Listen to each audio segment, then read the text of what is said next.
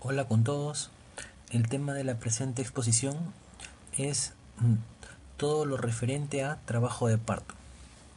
Vamos a tocar varios puntos, ¿no?, referidos al trabajo de parto, algunos tipos de distocia que es importante conocerlo. Bueno, algunos conceptos que debemos manejar, ¿no?, antes que nada, es acerca de eh, a qué llamamos partos a término, pretérmino, postérmino. Bien, llamamos un recién nacido, ¿no?, a término, o un parto a término, entre las semanas de gestación 37 a 41. Pasado las 42 semanas, mayor o igual a 42 semanas, lo llamamos como postdatismo o posttérmino. ¿Ah?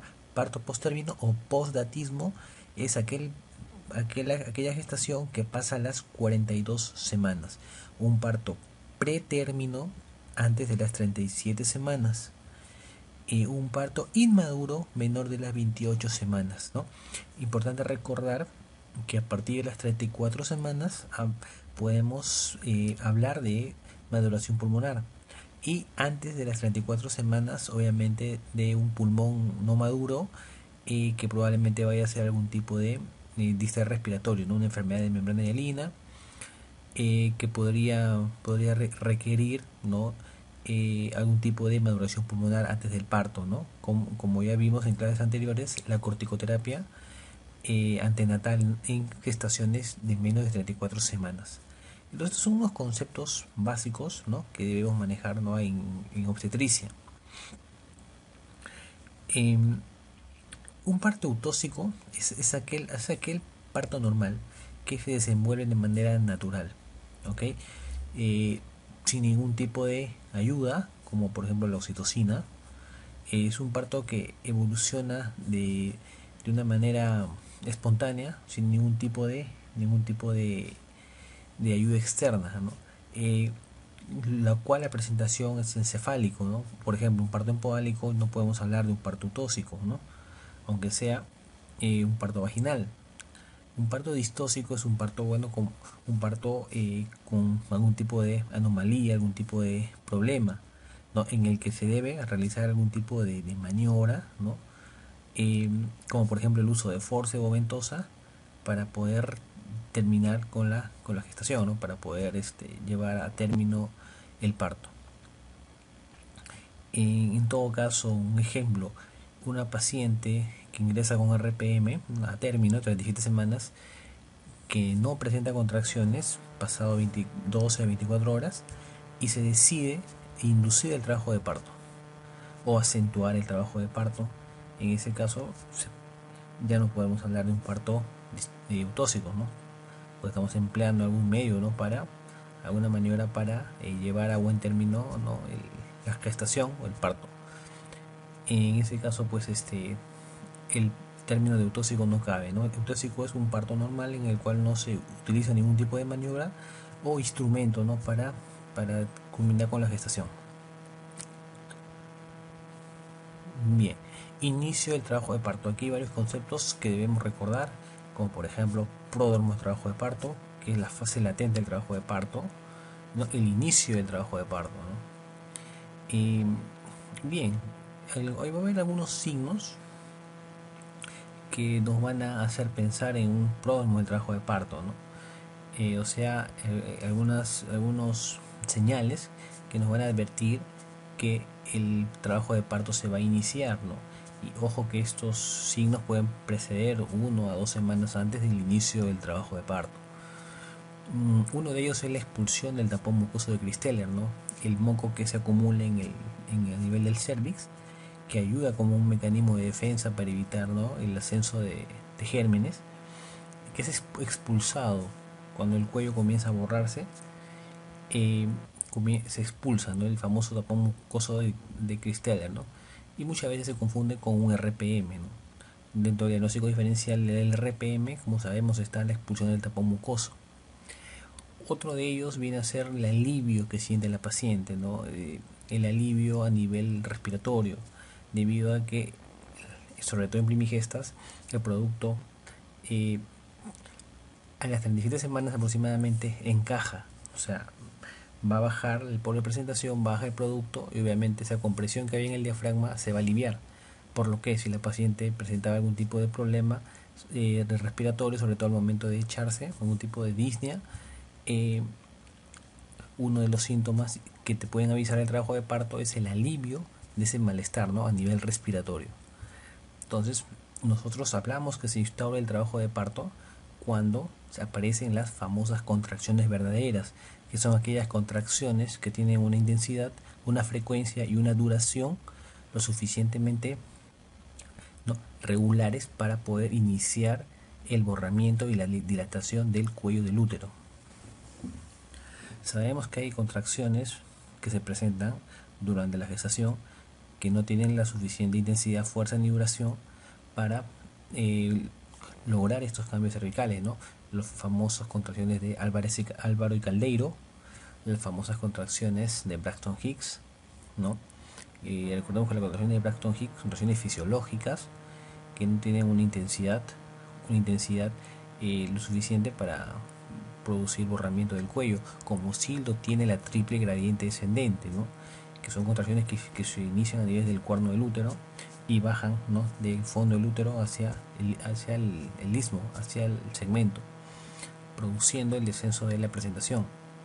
Son contracciones de dos contracciones en 10 minutos aproximadamente, con una intensidad de 30 a 50 milímetros de mercurio, ¿no?, con una duración de aproximadamente 60 segundos, ¿no? Y esto debe ser de manera regular, debe mantenerse por aproximadamente 60 minutos, produciendo un borrado de un 50% del cuello, ¿no?, y una dilatación de 2. Con estas características podemos afirmar que se está iniciando el trabajo de parto. Unas características importantes, que en las primigestas y las multigestas va a haber algún tipo de diferencia al momento del inicio del trabajo de parto. Se dice que las primigestas a las 37 semanas ya se va a producir el encajamiento del producto. ¿Y qué es el encajamiento?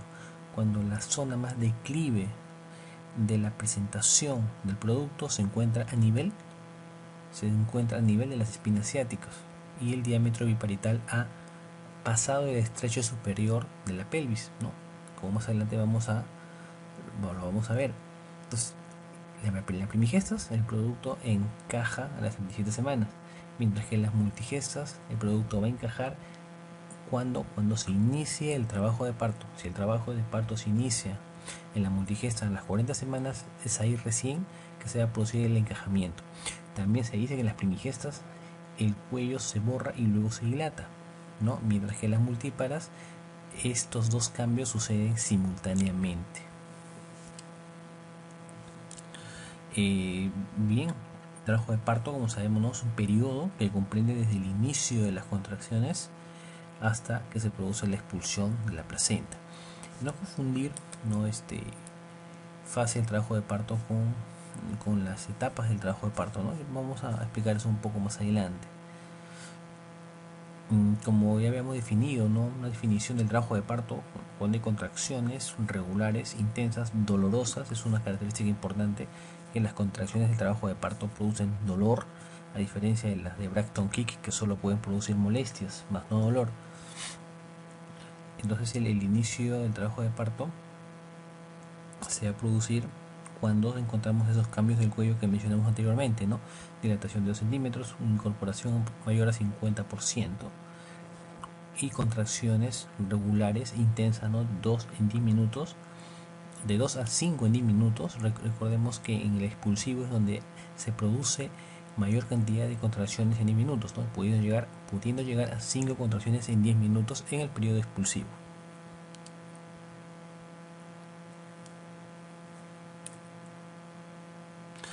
Bien, es importante reconocer cuándo es un trabajo de parto verdadero y cuándo es un trabajo de parto falso.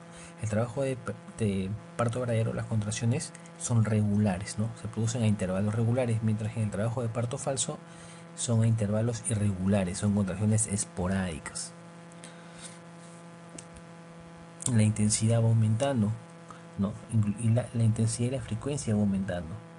como dijimos en las primeras fases, en la fase de dilatación puede haber de 2 a 3 contracciones en 10 minutos, mientras que en la fase expulsiva puede llegar hasta 5 contracciones en 10 minutos, mientras que en un trabajo de parto falso la intensidad no va a haber ningún tipo de cambio.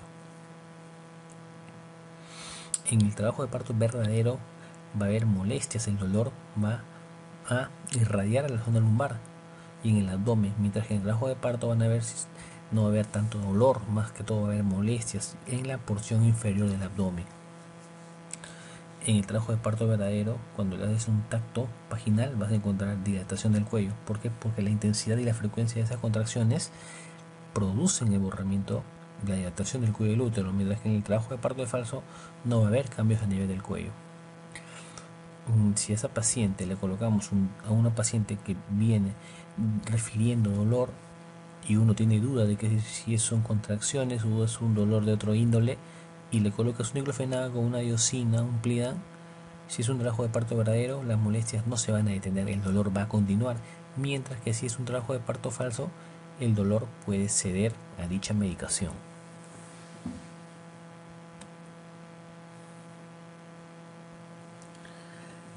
Bien, es importante conocer las partes de la pelvis, las medidas de la pelvis, ¿no? Las dimensiones que tiene que atravesar la cabeza fetal para poder producirse el trabajo de parto, ¿no? Para poder concluir el trabajo de parto con el nacimiento del producto. Y justamente la pelvis materna va a presentar una serie de medidas que la cabeza fetal va a tener que evadir, va a tener que ir esquivando al momento que desciende, ¿no? Para poder culminar en la expulsión, ¿no? expulsión de la cabeza del feto con la consiguiente expulsión del resto del cuerpo. Bien, entonces la pelvis materna lo vamos a dividir, ¿no? en pelvis verdadera y pelvis falsa. A nosotros, ¿qué es lo que nos va a interesar? Nos va a interesar la pelvis menor, ¿no? O también llamado pelvis verdadera, ¿no? Mientras que la pelvis mayor, o también llamado falsa pelvis, no nos va a interesar mucho porque ese nivel es, la definimos como aquella pelvis que se sitúa, ¿no? por encima de la línea iluminada. Va a comprender parte inferior de la cavidad abdominal, ¿no? Básicamente lo que se sitúa entre los alas del ilion, ¿no? Mientras que la pelvis menor va a ser de interés obstétrico, ¿no? Debido a que por ahí se va a presentar las dimensiones que el feto va a tener que ir pasando a medida que va descendiendo, ¿no? Es la que se encuentra por debajo de la línea iluminada, o sea, tras la línea iluminada, como apreciamos en la gráfica, para arriba la pelvis mayor o falsa pelvis, línea iluminada para abajo la pelvis menor o pelvis verdadera, ¿no? Bien, y en la pelvis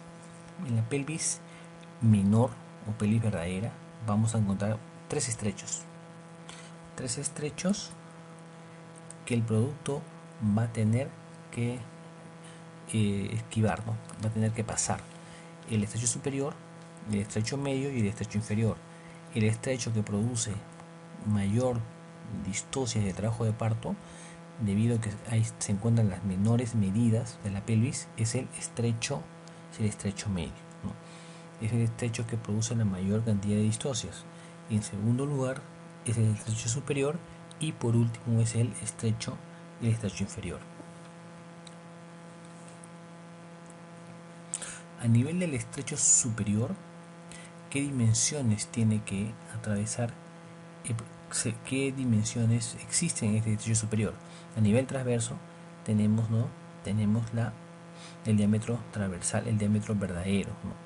que es aproximadamente 13 centímetros, ¿no?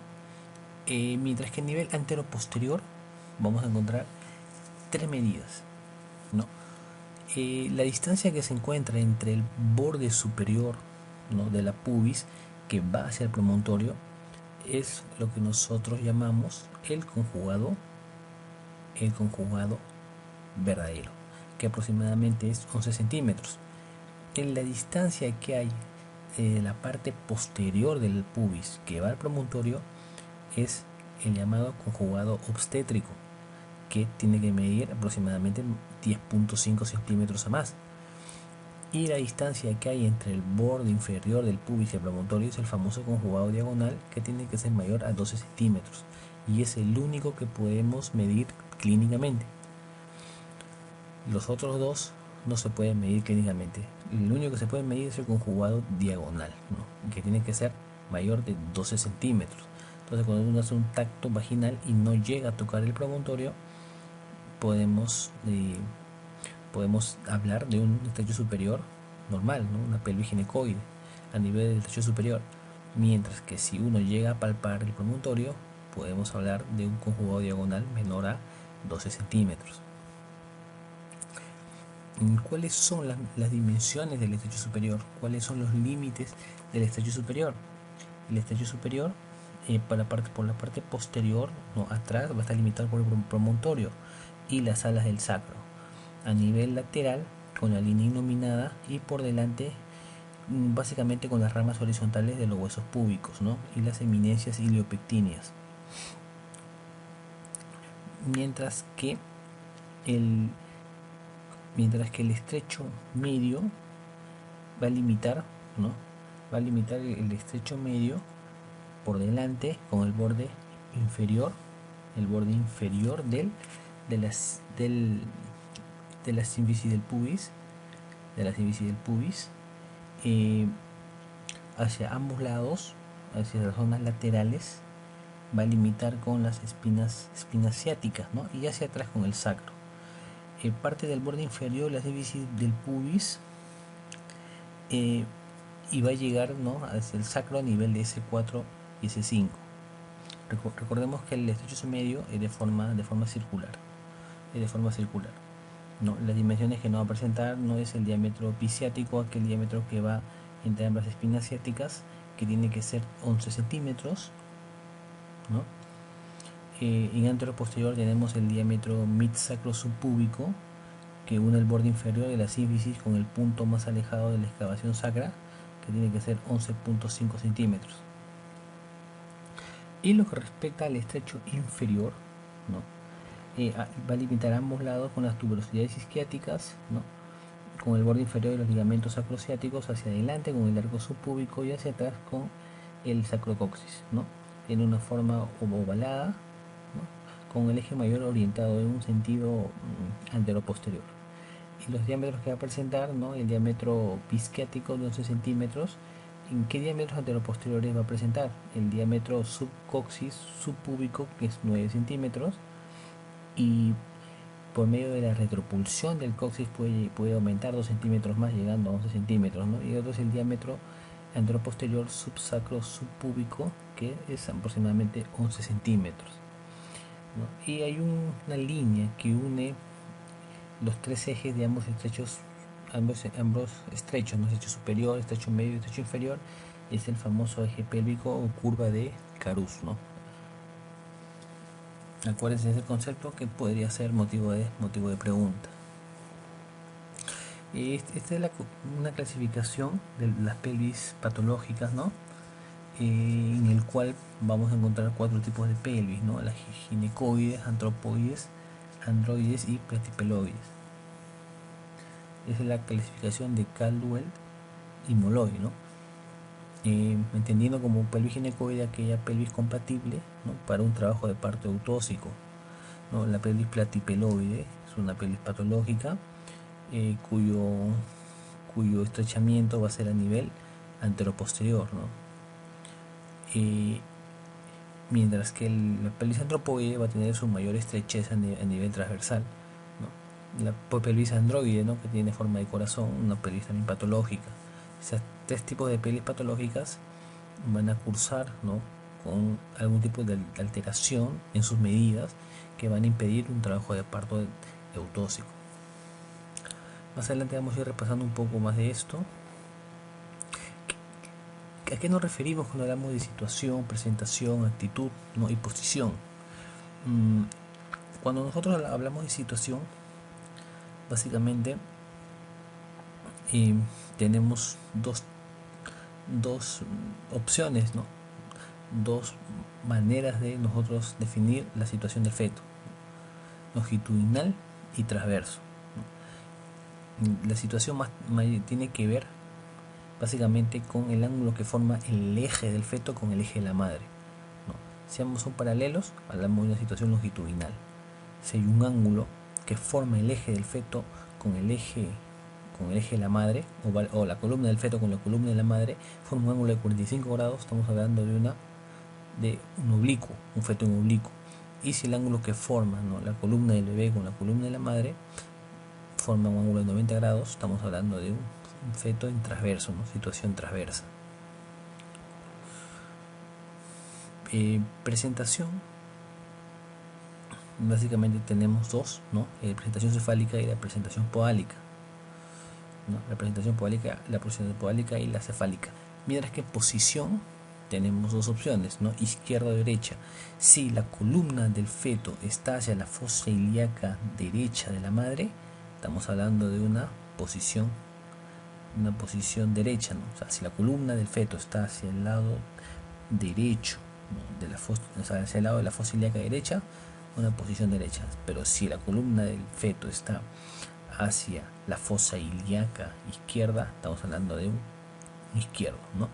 Si nos guiamos aquí de esta imagen, de la imagen A, en el cual hay una presentación longitudinal, cefálica, no de vértex, aquí sería una situación longitudinal, ¿no? El eje del feto forma, pues, paralelo al eje de la madre, cefálico porque la cabeza es la que se presenta al canal del parto.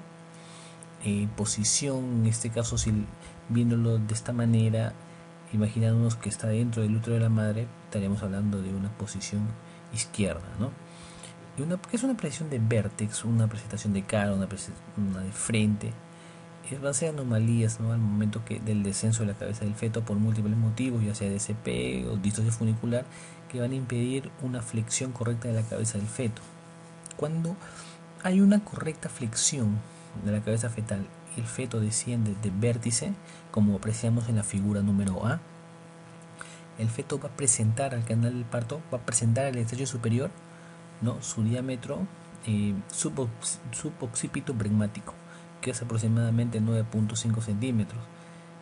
Pero si por algún motivo no llega a flexionar la cabeza de manera adecuada y baja de manera indiferente, sin ningún tipo de flexión, como vemos en la figura número B, llamado también presentación indiferente, el diámetro que va a presentar al canal del parto va a ser el occipito frontal, que es aproximadamente 12 centímetros. O sea, mayor dimensión va a presentar al nivel del estrecho superior.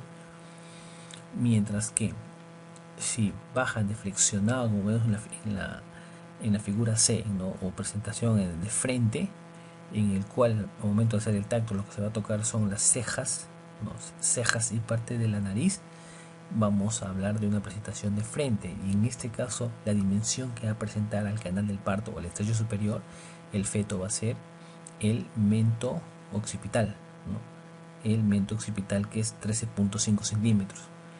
Y la tercera deflexión, que es la deflexión de tercer grado, la B la deflexión de primer grado, la C de segundo grado, la D la deflexión de tercer grado, o de cara, ¿no?, presentación de cara.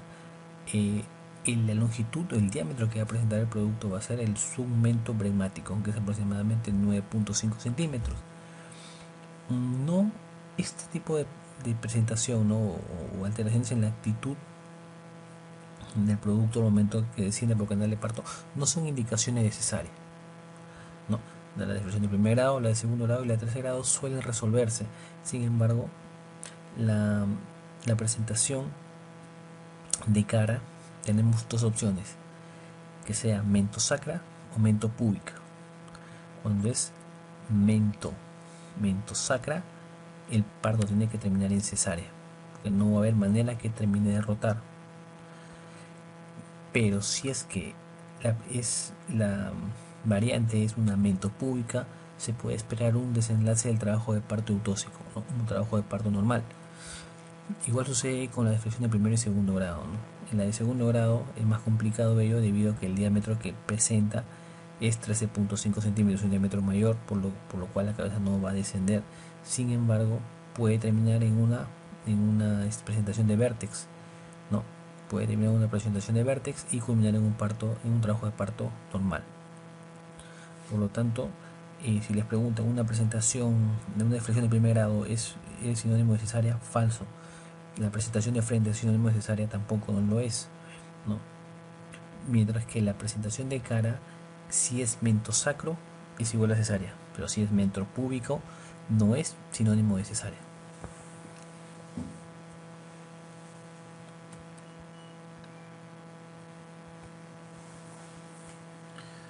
La variedad de presentación. Bien, la variedad de presentación va a ser la relación que va a haber entre las fontanelas, ¿no? Las fontanelas y el sacro y el pubis, ¿no? Como apreciamos en la figura número A, ¿no?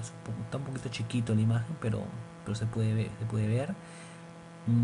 Podemos darnos cuenta, podemos observar las dos fontanelas, la fontanela anterior o bregmática y la fontanela posterior, ¿no?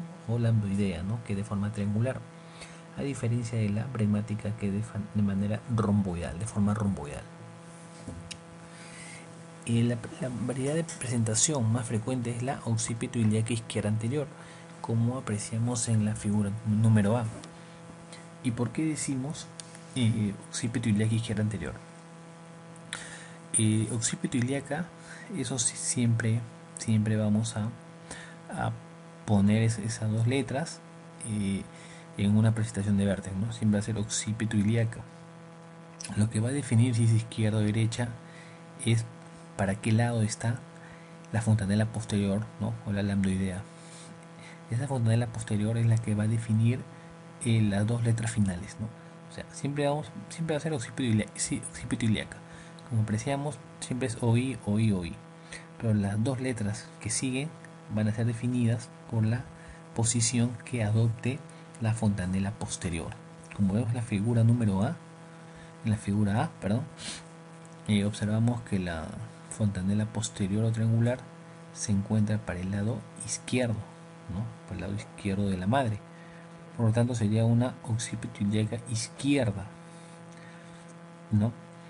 Y trazamos una línea transversa, ¿no? De las espinas ciáticas y vemos para qué lado está la fontanela posterior. Si está pegado para el lado del pubis o si está para el lado del sacro. Si está para el lado del pubis, como vemos en la figura A, sería una occipito ilíaca izquierda anterior.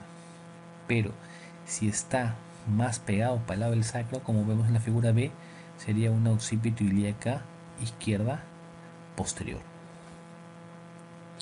En la figura número B, ¿cómo sería entonces?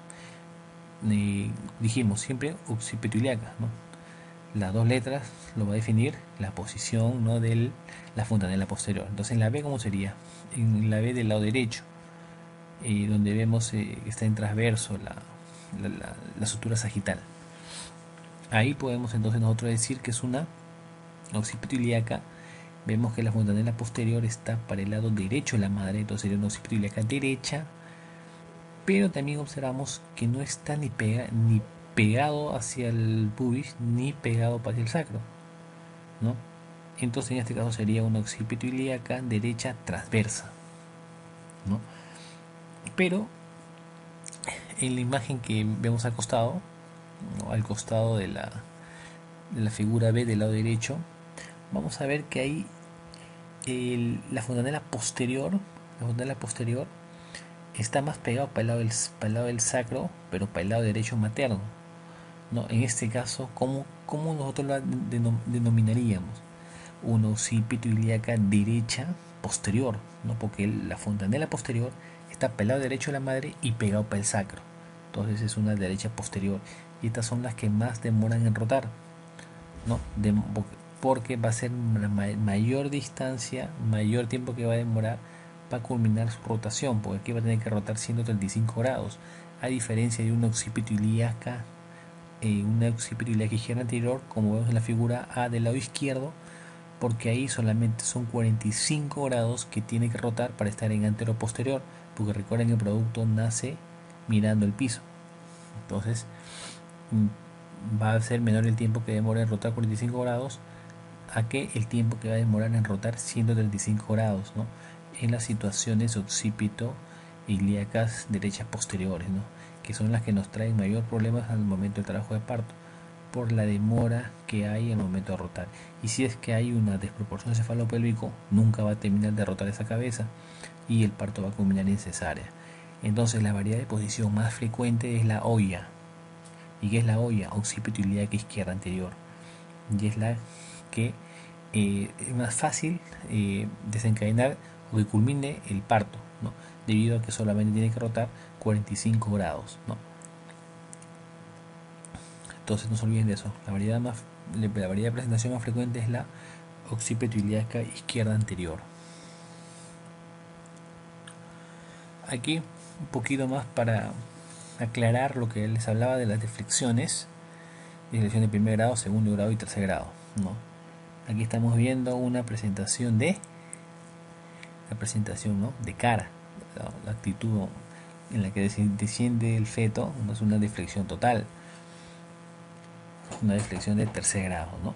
En el cual, momento del parto, y tú quieres ver la variedad de posición, pues no vas a decir occipito ilíaca, porque aquí occipito no lo tocas, no tocas la fontanela posterior, porque si tocas la fontanela posterior, que es la triangular, obviamente pues no vas a hablar de presentación de cara, ¿no? En este caso, el que va a ser mandatorio para poder definir la variedad de posición va a ser el mentón, ¿no? En la actitud de cara va a ser el mentón, mientras que en la actitud de frente va a ser la glabela, ¿no? Va a ser la parte de la nariz que nos va a definir la variedad de presentación. Entonces, la figura del lado derecho, que es una mentosacra, no una mento posterior, no, en este caso derecha, el parto va a desencadenarse por cesárea, ¿no? Porque esa cabeza no va a terminar de rotar debido a la dificultad que va a presentar por la cervicis del pubis, a diferencia del lamento anterior, ¿no? Que ahí sí va a ser más fácil que rote para que descienda la cabeza fetal, ¿no? Entonces es importante recordar ello, ¿no? Porque se suele preguntar mucho, ¿no? En qué variedad de presentación de cara es indicativo de cesárea, ¿no? Es en la mento posterior.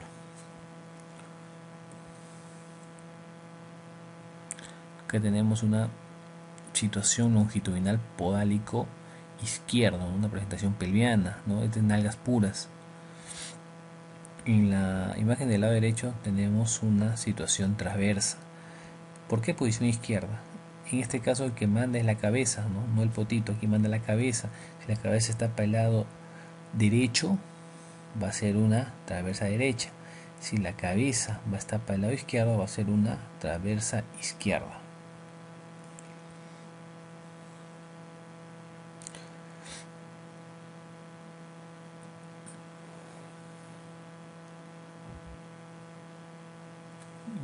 Bien.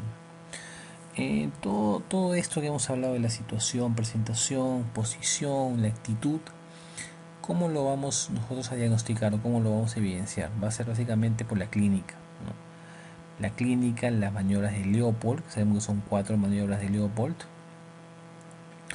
La primera maniobra, en la cual evaluamos el fondo del útero, vamos a evaluar ahí presentación, ¿no? Vamos a ver si a ese nivel del fondo del útero, la primera maniobra de Leopold, lo que palpamos es la cabeza, obviamente ya podemos hablar de una presentación podálica, ¿no? Pero mientras que si lo que palpamos es el poro caudal, estamos hablando de una presentación cefálica. La segunda maniobra de Leopold, en el cual se palpan las partes laterales del útero, lo que hablamos es la posición, ¿no? Que puede ser izquierda o derecha, dependiendo para qué lado va la columna vertebral, ¿no? del feto con respecto a las fosas ilíacas. Y también podemos evaluar lo que es la situación, ¿no? En la tercera maniobra de Leopold, en la cual vamos a evaluar la parte a nivel del inferior del útero, va a ser básicamente para ver la presentación, ¿no? Si a ese nivel tocamos la cabecita del bebé, estamos hablando de una presentación cefálico, Mientras que la cuarta maniobra de Leopold básicamente es para evaluar si la cabeza ha encajado o no. La imagenología, en este caso la ecografía, la tomografía y la resonancia, lo cual no suele usarse con mucha frecuencia, casi nunca se usa. Básicamente usamos la ecografía para evaluar la presentación, la situación del feto, ¿no? Y es de mucha ayuda, y sobre todo en casos en que dudamos si el pebito está encefálico o está empodálico. Y eso no es muy frecuente debido a que el sacro, ¿no? Puede ser, al momento del tacto vaginal, podemos tocar algo duro, ¿no? Que es la parte del hueso, ¿no? A nivel de la parte cefálica, ¿no? El sacro puede confundirnos con la cabeza fetal, ¿no? Por la parte ósea que también tiene. Eh, por lo que en este caso la ecografía podría sacarnos de duda, ¿no? No es infrecuente que muchas veces hagas tacto y te confundas, ¿no? La cabeza con el sacro o la boca del producto, ¿no? Con el ano, ¿no? Entonces en este caso de duda diagnóstica se puede ir a una ecografía para poder salir de duda, ¿no? También un diagnóstico diferencial de los fetos podálicos no son los anencefálicos, ¿no? La ausencia de la calota, la ausencia del hueso puede hacer confundir, ¿no? Un producto podálico con un anencefálico, ¿no? Muchas veces ya ha pasado que los anencefálicos son confundidos como podálicos, ¿no? Sobre todo en pacientes que no han llevado controles prenatales. Aquí están las maniobras de Leopold que les mencioné, ¿no? El uso de cada uno, para qué sirve, es importante conocerlo, ¿no? Porque ha sido pregunta de examen, ¿no? La cuarta maniobra de Leopold, como vemos, mira los dedos, tratamos de colocarlos, ¿no? En la parte más caudal de la presentación para poder evidenciar si hay encajamiento o no. La tercera maniobra básicamente para la presentación, ¿no? La segunda maniobra, posición. Si tocamos el dorso del producto en el lado izquierdo materno, estamos hablando pues de una posición izquierda. La primera maniobra de Leopold, que evaluamos el fondo del útero, ¿no? Para ver también la presentación, ¿no? Y también se puede evidenciar ahí la situación. Como en la segunda maniobra de Leopold también, que es útil para ver situación. Es sabido que mientras más tractos vaginales es el mayor el riesgo de infección, ¿no? Sobre todo en pacientes con RPM, a mayor cantidad de tractos vaginales va a haber mayor morbilidad, ¿no? Mayor riesgo de infección tanto para la madre como para el producto. Por lo que se usan los quintos, ¿no? Ya no se utiliza ya tanto el tracto vaginal para ver la altura de presentación, sino más bien se utilizan los quintos. ¿Y qué es altura de presentación? Y habrá escuchado que cuando hacemos tacto vaginal decimos está más 1, está más 2, no, está menos 2, está menos 1. ¿Qué viene a ser la altura de presentación? Bien, va a ser la relación, la distancia que hay entre la espina ciática y la parte más declive de la presentación. Vale decir, si como vemos en la imagen, la parte más declive de la presentación se encuentra a nivel de las espinas ciáticas,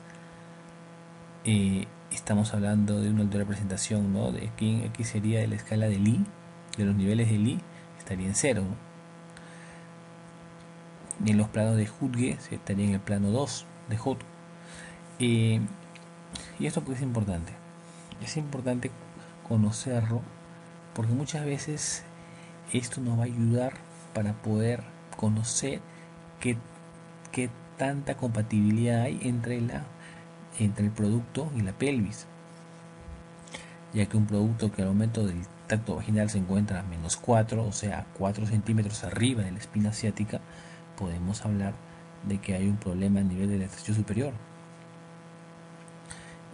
Como vemos aquí en esta gráfica, observamos que el punto de referencia es la espina ciática. De la espina ciática para arriba, todo es menos. De la espina ciática para abajo, todo es más. No, 1 centímetro para arriba de la espina ciática es menos 1. 2 centímetros por arriba de la espina ciática es menos 2. Mientras que 1 centímetro por debajo de la espina ciática es más 1. 2 centímetros por debajo de la espina ciática es más 2.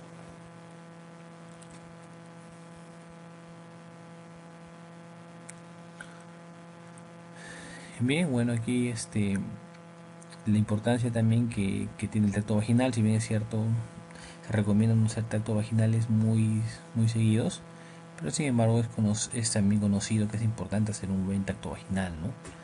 La manera de hacer un buen tacto vaginal no es introduciendo los dos dedos, ¿no? Lo primero que tenemos que ubicar es la sutura sagital. La sutura sagital sobre todo es más fácil ubicarlo, ¿no? Cuando ya hay bolsas rotas.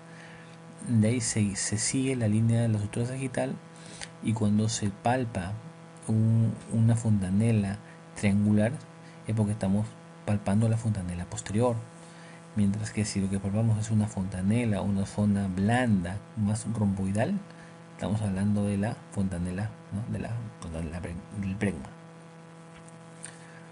Y también es importante porque vamos a evaluar la altura de presentación, ¿no?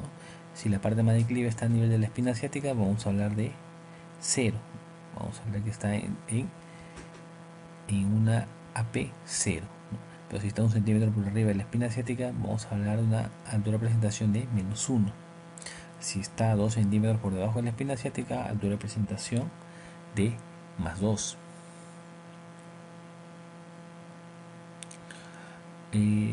Bien. Antes de terminar con esto, es importante que nosotros conozcamos los famosos planos de Hodge. Bien, lo que apreciamos en la imagen anterior que les puse, eran los famosos planos de Lee, ¿no? Los planos de Lee o estación de Lee, ¿no? En el cual se utilizan, como les comentaba, como parámetro la espina asiática, ¿no? Y de ahí vas tomando la altura en centímetros, para arriba menos y para abajo más. Es importante también conocer los famosos planos de Hodge. ¿Y cuáles son ellos? Bien, el primer plano de Hodge es aquel nivel, ¿no?, que pasa por el borde superior de la sínfisis del pubis y se va hacia el promontorio, ¿no? Y eso justamente va a coincidir, ¿no?, con la estación -4 de Lee, mientras que el segundo plano de Hodge va a ser aquella línea que pasa por el borde inferior de la sínfisis del pubis y se va a extender hacia la segunda vértebra del sacro, ¿no? Y esa va a coincidir con la estación -2 de Lee, ¿no?, lo que estamos observando ahí. El tercer plano va a ser a nivel interespinoso, ¿no?, a nivel de las espinas ciáticas. Ahí va a coincidir el tercer plano de Hodge, va a coincidir con la estación 0 de Lee, mientras que el cuarto plano pasa a nivel de la punta del coxis no retropulsado, ¿no? Y ese va a corresponder con la estación +4 de Lee, ¿no? Es importante conocer básicamente como teoría, ¿no?, porque puede ser pregunta de examen. ¿Qué factores van a intervenir en el inicio del trabajo de parto? Bien, para eso tenemos que hablar un poco de la fase del parto, ¿no?, la fisiología y el trabajo de parto. Bueno, aquí es importante conocer la fase del trabajo de parto. ¿Y cuáles son las fases del trabajo de parto? Tenemos la fase 0 de quiescencia, la fase 1 de activación, la fase 2 de estimulación y la fase 3, ¿no?, de involución uterina. Básicamente, para resumir eso, que no ha sido motivo de pregunta, pero que es importante conocer, sobre todo para entender un poco el inicio del trabajo de parto. ¿Qué es lo que va a iniciar el trabajo de parto? Para eso vamos a necesitar un eje. Para el inicio del trabajo de parto se va a necesitar el eje hipotálamo hipófisis suprarrenal que se encuentre indemne, ¿no?, para que se produzca la activación hormonal necesaria para producir, ¿no?, la oxitocina o la prostaglandina necesaria para iniciar las contracciones uterinas.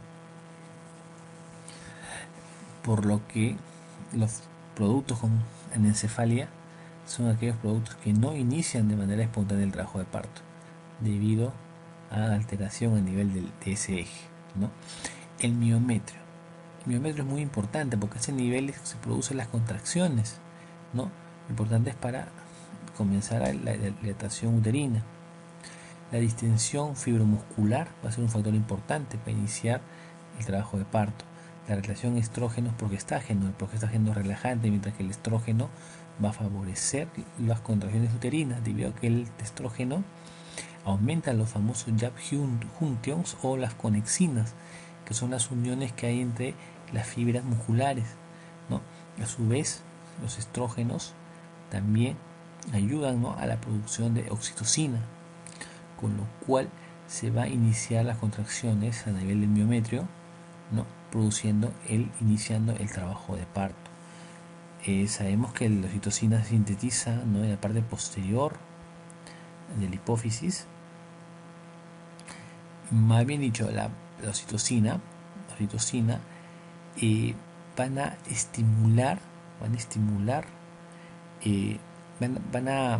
a ser sintetizadas por la estimulación del cervix, ¿no?, la famosa maniobra de Hamilton que nosotros utilizamos para iniciar el trabajo de parto de manera espontánea. Hacemos una estimulación en el cuello del útero y esa estimulación va a producir la liberación de oxitocina, ¿no?, a nivel hipofisiario.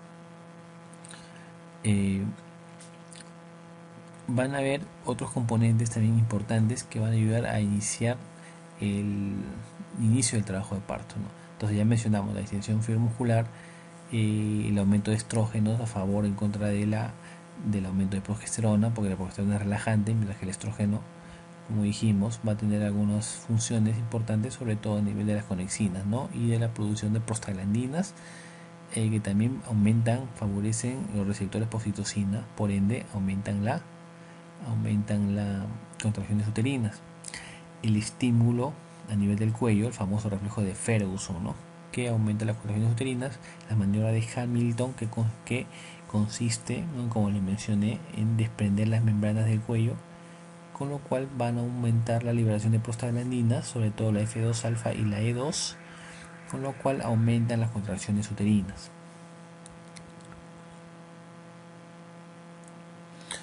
Como les comentaba, el eje fetal es importante, ¿no? Es importante porque a nivel del hipotálamo vamos a liberarlo la adenocorticotropina, lo cual estimula a nivel de la hipófisis la liberación de la corticotropina, y esta a nivel de la glándula suprarrenal va a ayudar a sintetizar algunos componentes, ¿no?, como el cortisol, importantes para poder producir agentes que van a favorecer las contracciones uterinas, ¿no?, como por ejemplo el estrógeno, como comentamos, las funciones que tiene para el inicio del trabajo de parto, ¿no?, que van a depender de la correcta función de este eje hipotálamo hipófisis glándula suprarrenal.